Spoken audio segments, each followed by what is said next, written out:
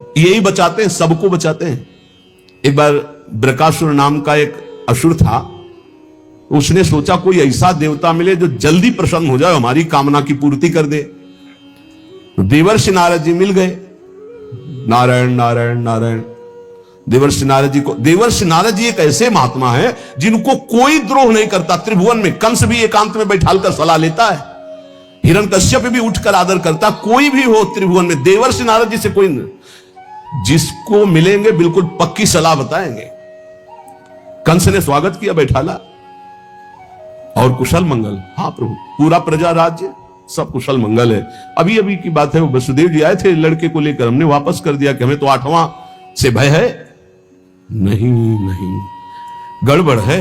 कमल उठाया, कहा देखो यहां से गिनो, 1 2 3 4 5 6 7 8, आया ना 8वां? पहला आया ना, कि दूसरे शुरू किया, हर 8वां हो सकता है।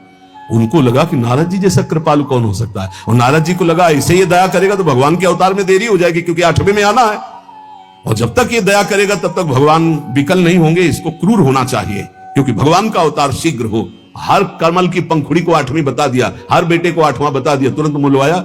नारद जी एक ऐसे महात्मा है जिनको सबको ही आदर करता है। बृकासुर ने देखा, साष्टांग दंडवत हुआ, नारायण नारायण।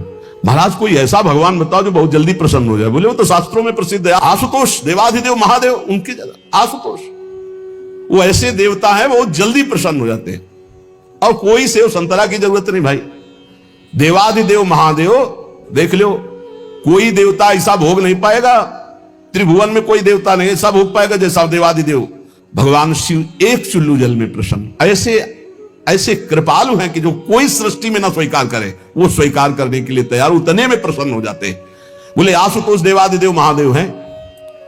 और वो सोचा कि मंत्र और ये आराधना हमसे तो बनेगी नहीं, आसुरी प्रवृत्ति है, तो अग्नि को प्रकाशित करके अपने शरीर का मांस नोच नोच करके स्वाहा, भगवान शिव का मंत्र जपता तो स्वाहा। भगवान शिव बड़े कृपालु के, बेकार को ऐसे, हम तो एक चुल्लू जल में प्रसन्न हो जाते हैं, इतनी भगवान शिव प्रसन्न हो गए। कर्ता को जाने नहीं, हम ये बता रहे। भगवान शिव ने कहा, काहे को तुम इतना कष्ट सह रहे हो, क्या चाहिए तुम्हें? वो माता जी के सहित प्रकट हुए थे। माता जी त्रिपुर सुंदरी, असुर है ना, राक्षस, तो इसकी बुद्धि तो राक्षसी ही रहेगी। भगवान शिव की तरफ देखा, माता जी की तरफ देखा। उसने कहा, प्रभु मेरी इच्छा है कि मैं जिसके ऊपर हाथ रख दूं वो भस्म हो जाए।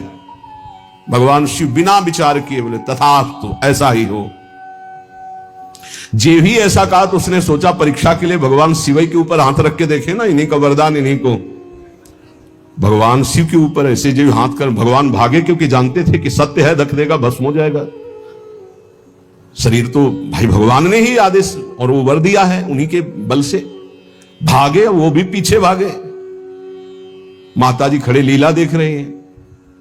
भगवान शिव जब पीछे देखे तो दौड़ के पीछा बस हाथ ही रखने का। भगवान ने कहा, कहां तक भागेंगे? तो कर्ता को याद किया। कर्ता कौन है? हरि। हरि को याद किया, जो ही याद किया तो आ गए ब्रह्मचारी के रूप में। और भगवान शंकर से इशारा किया, चैन की सांस लो, अभी इसका हिसाब करते हैं। नजदीक गए, बोले प्रणाम बृकासुर जी। इतना प्यार से विश्व में कोई नहीं बोला था, वो तो असुर था। प्रणाम बृकासुर, अमृतमय वचन, ऐसा आकर्षण और ऐसे कमल नयन और ऐसी चितवन को खड़ा हो गया। बोले बृकासुर जी, यदि आपको मेरे सहयोग की आवश्यकता हो तो सहयोग से बड़े बड़े काम बन जाते हैं, आप क्यों भाग रहे हो इनके पीछे? बोले इनके ऊपर हाथ रखने, तो तुम्हारे हाथ में कुछ है क्या जो रखना चाहते हो? बोले वरदान दिया है शिव जी ने कि जिसके ऊपर हाथ रख दोगे वो भस्म हो जाएगा। अरे बोले अभी तुम्हें विश्वास है? दक्ष ने साप दे दिया था, इनके पास कोई ताकत नहीं रह गई। तुम हाथ रख के अपने ऊपर देखो, अगर झूठा निकलेगा ना तो दोनों मिलकर के। हाँ ये बात तो पक्की है। एक सेकंड में हिसाब कर, हरि है, हरि। एक सेकंड उसको यह समझ में ले आए कि अगर हाथ रखा सच्ची हुआ तो कौन बताएगा आके इनको। जो ही ऐसे किया सो क्षण में भस्म हो गया, राख हो गया। भगवान शंकर ने हा बोले, प्रभु थोड़ा सोच समझ के वरदान दिया करो, तुम तो ऑर्डर डाली हो, अपनी भी सुरक्षा नहीं देखते। समीप में बैठे हैं अर्जुन जी के भगवान श्री कृष्ण। एक ब्राह्मण आता है और श्री भगवान के सामने वो कहता है, प्रभु प्रभु अभी अभी मेरा पुत्र प्रकट हुआ और पधार गया। द्वारिकापुरी की बात है। प्रभु पैदा होते ही मर गया, ऐसा तो कभी नहीं हुआ कि पुत्र पिता के सामने मर जाए, ये तो धर्म रहित बात है। और अपने बालक को भगवान के सामने से राजमहल के द्वार पर रखता है और विलाप करके बड़ी आतुरता पूर्वक कहता, संदेह नहीं कि इस समय पृथ्वी में ब्रह्म ऋषियों का द्रोह करने वाले लोग पैदा हो गए हैं, धूर्त कृपण पापी लोग बढ़ गए हैं, कर्म दोषी हो गए हैं। इसीलिए ये काल उल्टा चक्र चला रहा है कि पिता के सामने जन्मा हुआ पुत्र मृत्यु को प्राप्त हो रहा है। ये राज हिंसापरायण दुष्शील अजितेंद्री प्रजा को दरिद्री कर रहे हैं, कर ले ले करके दुख पर दुख प्रजा भोग रही है। इसीलिए हमको सामने महान संकट देखना पड़ा। अधार्मिक राजाओं के होने के कारण मेरा पुत्र मेरे सामने मरा, ऐसा काल व्यतिक्रम है, नहीं होना चाहिए था। इस प्रकार बोलकर चला गया। फिर दूसरा पुत्र हुआ तो फिर मर गया, फिर बोल के चला गया। तीसरा पुत्र पैदा हुआ, फिर मर गया, फिर वैसे ही बोल के चला गया। जब नवें बालक के मरने पर वो वहां आया तो अर्जुन जी ने कहा, ब्राह्मण सुनो, इस निवास स्थान द्वारिका में ऐसा लगता है कोई धनुषधारी छत्री नहीं है। बार बार तुम यहां रोकर चले जाते और कोई नहीं बोलता कि मैं तुम्हारी रक्षा करूंगा। मैं समझता हूं इस समय तुम बड़े संकट में हो, बड़े दीन हो रहे हो क्योंकि तुम्हारे पुत्र मर रहे हैं। मैं प्रण करता हूं तुम्हारे पुत्र की रक्षा करूंगा, कर्ता को जाने नहीं। भगवत ऋषि जी कह रहे हैं, अरे उनका जाओ, तुम बात क्या बनाते हो, तुम क्या पूर्ण करोगे? जब ये श्री कृष्ण और बलराम बैठे हैं तो तुम क्या पूर्ण कर लोगे? अर्जुन से कहा तो वो कह रहे हैं, मैं कोई संकर्षण नहीं हूं बलराम जी, और मैं कोई कार्षणी कृष्ण नहीं हूं। मैं गांडीव धनुषधारी अर्जुन हूं, जो बोलता हूं वही करके दिखाता हूं। यहां दो भाव निकलते हैं कि देखो भाई, मैं कोई कृष्ण बलराम तो हूं नहीं, उनका दास हूं। तो भगवान अपने प्रण को चाहे भुला दे, लेकिन दास के प्रण का निर्वाह करते, इसलिए मैं प्रण लेता हूं कि मैं तुम्हारे पुत्र की रक्षा करूंगा। और एक भाव ये होता है कि मैं कोई कृष्ण बलराम नहीं हूं, मैं गांडीव धनुषधारी अर्जुन हूं, जो प्रण लेता हूं उसे पूर्ण करता हूं। ब्राह्मण देवता, यदि मैंने तुम्हारे पुत्र की रक्षा नहीं की तो चिता लगाकर तुम्हारे सामने भस्म हो जाऊंगा।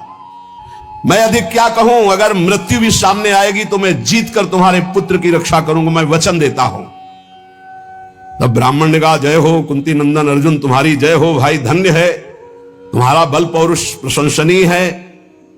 अब मैं जा रहा हूं, जब बालक होने को होगा तो मैं तुम्हें सूचना दूंगा। फिर समय आया प्रसव का, ब्राह्मण भागता हुआ आया, अर्जुन अर्जुन इस बार तुम मेरे बच्चे को बचा लो, मृत्यु से बचा लो। अर्जुन तत्काल गए, आचमन किया, भगवान शंकर का ध्यान करके प्रणाम किया, श्री कृष्ण चंद्र की तरफ देखा भी नहीं, कर्ता को जाले ले यही बात समझा रहे हैं, समझो। और दिव्यास्त्र का स्मरण किया और गांडीव पर प्रत्यंचा चढ़ाई और ऐसा बाणों का हाहाकार मचा दिया कि वायु भी प्रवेश करेगी प्रसव गृह में तो अर्जुन की आज्ञा से प्रवेश करेगी। दिव्यास्त्रों से पूरा बांध दिया, मंत्र से अभिमंत्रित करके प्रसव गृह को चारों ओर से घेर दिया, ऊपर नीचे दाएं बाएं ऐसा पिंजड़ा और दिव्य मंत्रों के द्वारा। पहले तो कम से कम बालक पैदा होकर के रोता फिर मर जाता था, अब पैदा हुआ ना तो सौ मिला ना आवाज सुनाई दी, गायब हो गया। पहले तो कम से कम लाश तो मिलती थी, रोता तो था फिर मर जाता था। अब वो ब्राह्मण अर्जुन से कहने लगा कि मेरी मूर्खता देखो, इस नपुंसक की बात में मैं आ गया। हां, अरे जहां श्री कृष्ण बलराम नहीं रक्षा कर पाए, इसकी डींग भरी बातों पर मैंने विश्वास कर लिया। ना प्रद्युम्नो ना अनिरुद्धो न रामो न च केशवा यस्य सेकु परित्रातुम कोन्यस्तद वितेश्वरः। कौन ऐसा है जहां श्री कृष्ण बलराम प्रद्युम्न और अनिरुद्ध नहीं रक्षा कर पाए, वहां और त्रिभुवन में कौन रक्षा कर सकता है? मिथ्यावादी अर्जुन को धिक्कार है, अपने मुंह से बड़ाई करने वाले गांडीव धनुषधारी अर्जुन को धिक्कार है। दुर्बुद्धि मूढ़तावश कहता था कि मैं तुम्हारे बालक की रक्षा कर लूंगा। अब ब्राह्मण तो क्रोध में, देखने को मुंह नहीं मिला लड़के का, पैदा हुआ गायब। अर्जुन ने कहा, ब्राह्मण मेरा अपमान मत करो। तत्काल योग बल से यमपुरी गए। भगवान धर्मराज जी ने देखा कि अर्जुन पधारे, बोले इस समय अर्घ पात्र लेने का हमें अवसर नहीं है, हमें यह बताओ कि वो जीवात्मा तुम्हारे यहां आया है? बोले हमारी पुरी में नहीं आया। विचार किया कि कहां चला गया, जब यमपुरी में नहीं आया इंद्रलोक, अग्निलोक, नैऋति, सोम, वायु, वरुण सबकी पुरियों में गए। अतल नीचे, अतल, सुतल, पाताल, तलातल, महातल, इन लोकों में गए। ऊपर के जनलोक, महालोक, तपलोक, ब्रह्मलोक कहीं भी ब्रह्मा की जितनी रचना सब घूम डाला अर्जुन ने, कहीं वो जीव नहीं मिला। अब आए, अब भगवान श्री कृष्ण की तरफ देखा, प्यारे प्रणाम, अब जा रहे हैं भस्म होने हम चिता में। यही जीव की दशा है, जब सब जगह से हार जाता है तब बोलता है हरि शरणम। पहले नहीं चितवन किया कि प्रभु, तो प्रभु समझा देते। प्रण लेने से लेकर अभी तक भगवान की तरफ नहीं देखा कि रुख क्या है। अब जब चिता में जलने का नंबर आया तब केशव प्रणाम आखिरी स्वीकार करो। तो भगवान ने कहा किस बात का? बोले वो प्रण है ना, तो चिता में जलने जा रहे। तुमने अभी पूरे बल का प्रयोग कहां किया? ध्यान दीजिए, तुमने अभी पूरे बल का प्रयोग कहां? तुम्हारा पूरा बल तो मैं हूं। मुस्कुरा दिए अर्जुन, यही हमसे गलती होती है। हमारा बल कौन है? आराध्य देव। हम अपने बल की डींग हाँकने लगते हैं, उन्हीं के बल से मिले हुए बल से हमारा पूरा बल श्री भगवान है। देखो अर्जुन, तुम्हारा बल मैं हूं। जिस समय ये तुम्हारी निंदा कर रहे हैं यही सब लोग प्रशंसा करेंगे और तुम्हारे यश की कीर्ति की स्थापना होगी। करें करावें आप सब, जने बढ़ाई दे। मान लो कर्ता को जानू कौन है। सर्वशक्तिमान भगवान जे भी चिंतन किया, भगवान का दिव्य रथ आ गया। भगवान के दिव्य घोड़े, दारुक नाम का सारथी। भगवान ने अर्जुन से कहा बैठो हमारे रथ में। रथ में बैठे। दारुक ने भगवान के नेत्रों की तरफ देखा, इशारा किया, ले चलो। 7 पर्वतों वाले 7 द्वीप, 7 समुद्र, लोकालोक पर्वत, इनको लांघकर घोर अंधकार, इतना अंधकार कि भगवान के दिव्य घोड़े सैब्य, सुग्रीव, मेघपुष्प बलाहक नाम के चारों घोड़े मार्ग नहीं दिखाई दे रहा। तब योगेश्वरों के भी परमेश्वर भगवान श्री कृष्ण ने जब घोड़ों की दशा देखी तो सुदर्शन चक्र का स्मरण किया। हजार हजार सूर्यों जैसा एक साथ तेज प्रकाशित करने वाले भगवान की दिव्य पार्षद सुदर्शन जी आगे चल रहे हैं। घोर अंधकार में सुदर्शन चक्र से ज्योति ऐसी प्रकट हो रही, सब अंधकार नष्ट होता जा रहा, प्रकाश। ऐसे भगवान के सेवक हैं, ऐसे भगवान के दास हैं। सुदर्शन चक्र के द्वारा बतलाए हुए मार्ग से चलकर अंधकार की अंतिम सीमा में पहुंचे। अब अंधकार के पास इतना दिव्य प्रकाश, प्रकाश ही प्रकाश, जैसे घोर अंधकार ऐसे घोर प्रकाश। अब वहां अर्जुन की आंखें चौंधिया गई, विवश हो गए, नेत्र बंद कर लिए, इतना तेज। भगवान वहां भी सामर्थ्य प्रदान करी अर्जुन को और घोड़ों को भी। उस तेज के बाद महान जलराशि, श्याम वर्ण का जल ही जल, अगाध जल, जल पार किया तो तेज आंधी, वायु ही वायु।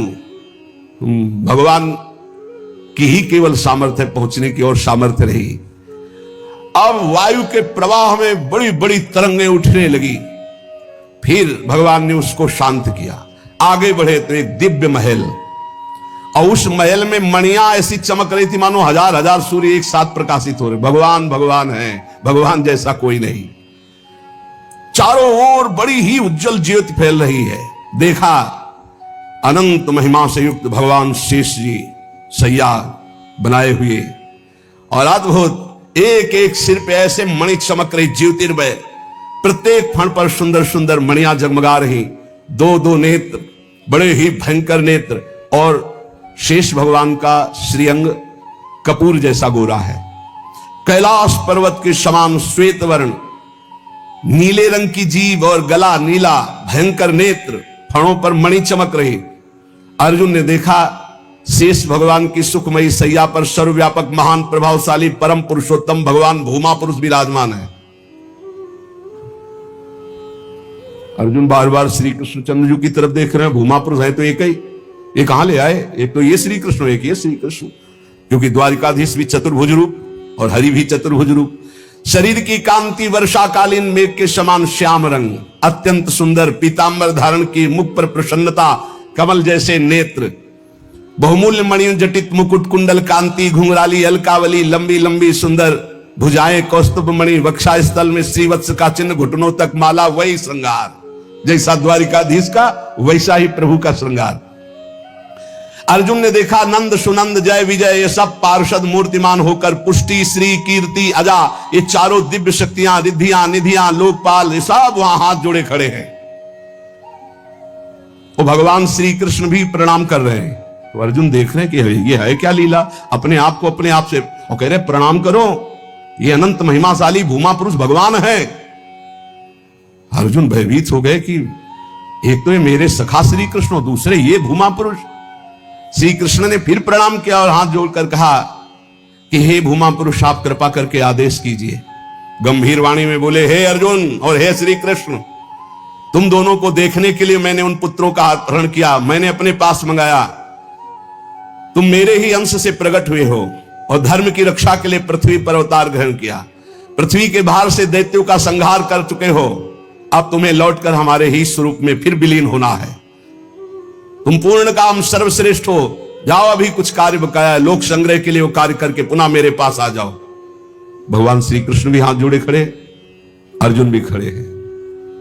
अति विचित्र भगवंत गति, बड़े बड़े ख्याली। अर्जुन के होश उड़ गए, नए भूमा पुरुष कौन हो गए भाई, ये परम पुरुष तो हमारे सामने खड़े हैं, यही है यही।